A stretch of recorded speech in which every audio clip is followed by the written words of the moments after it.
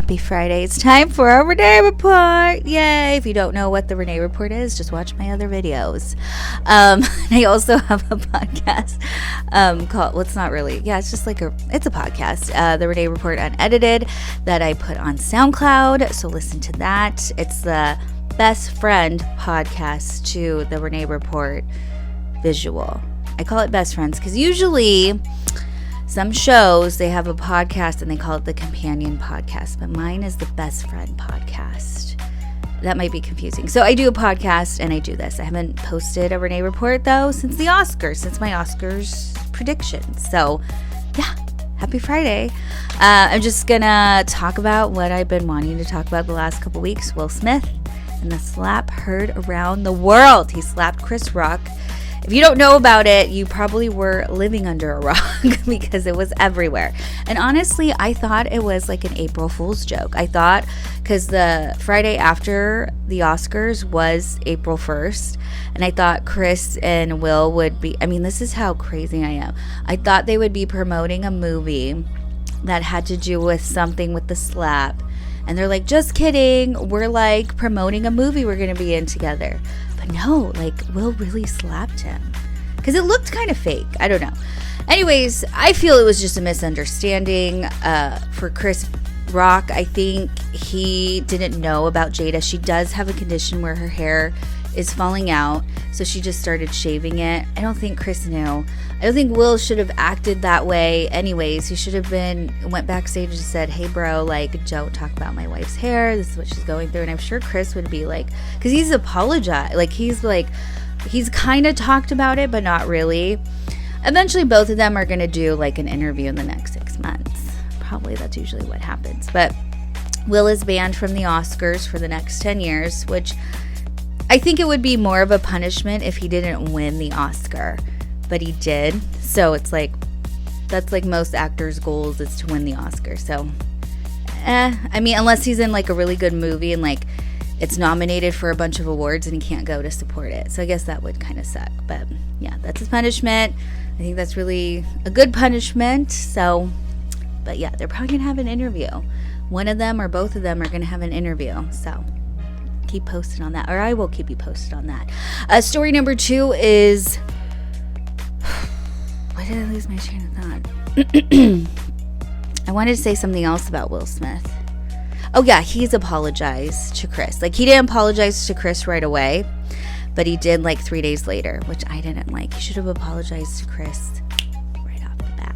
But I guess he felt he was defending his wife, so I don't know. It's kind of weird. Anyways, on to my next story about Bruce Willis. He got diagnosed with aphasia. It's like a brain disease. So basically his brain's going. And so his family announced that he will be kind of retiring from acting, basically not going to be acting anymore. And if you followed Demi Moore and her daughters on social media, they've been they quarantined with Bruce and his wife and their 2 daughters. Like, they're very close, and it's basically to just keep this family unit together to help him cope with what's going on and to help his wife. And I think that's so beautiful. I really feel that Bruce should get some kind of honor in the next year because he's been in so many movies and everyone's like a huge fan of Bruce Willis. So it's so sad. I'll keep you posted on that, but nothing new since the story came out like a week ago or something. But we should all watch a Bruce Willis movie. One of my favorites is Armageddon, starring Ben Affleck. So on to my next story. Ben Affleck and Jennifer Lopez are engaged. I moved my... Yeah, and he proposed to her while she was in the bubble bath. And her ring looks similar to the ring he got her the first time he proposed to her, but it's a green diamond, not a pink diamond. I wish they would just get married. Like, you've been engaged, you've done it. But maybe they're like engaged for like 2 weeks and then they're going to be married. I've heard that they are going to get a house together. So they obviously are going to get a house together, and I'll keep you posted. They should just like elope. I hope I see like the next post in the next couple weeks that they're married, because they went to the Bahamas and now they're married. So I'll keep you posted on that. But congratulations to them. Okay, what to watch? Bridgerton season 2 is so good. You got to watch it. I finished it in like a day and a half. I'm in love with Anthony, the Viscount. Vicomte. I don't know how to pronounce it.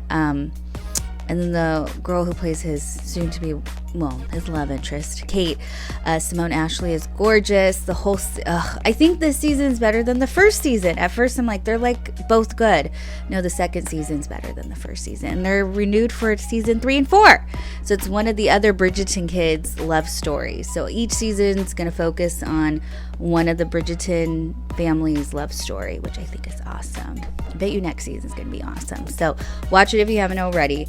The Adam Project starring Ryan Reynolds is so good. If you haven't watched it, watch it. You feel so many emotions. You're like excited. It's, nerve-wracking, and then it's like emotional. And Ryan Reynolds is so amazing. Who doesn't love him? I don't know one person that doesn't love Ryan Reynolds. I've been in love with him since I was like 19. I've never gotten over him, but I just love him. Anyways, yeah, watch The Adam Project. It's on Netflix. I finished the limited series on Hulu called The Dropout, starring Amanda Seyfried.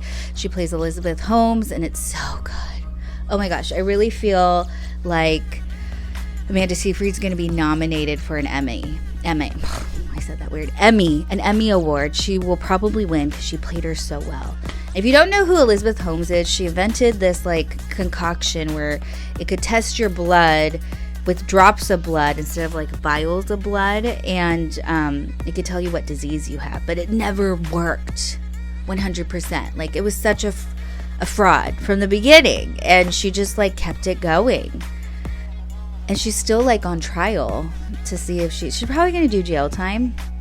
But I mean, I'm sure she's a sociopath, but Amanda Seyfried plays her so well as a sociopath. It's so good. Gotta watch it. The Dropout limited series on Hulu. And then I'm also watching The Girl from Plainville, which is streaming now on Hulu.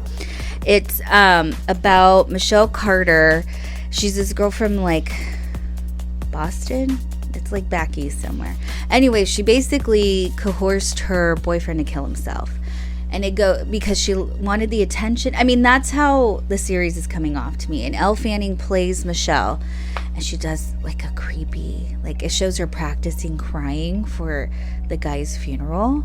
Like, oh my gosh, it's so good. Elle's doing good. Like, Hulu is really good on their limited series. Like, people are very good actors that they put in.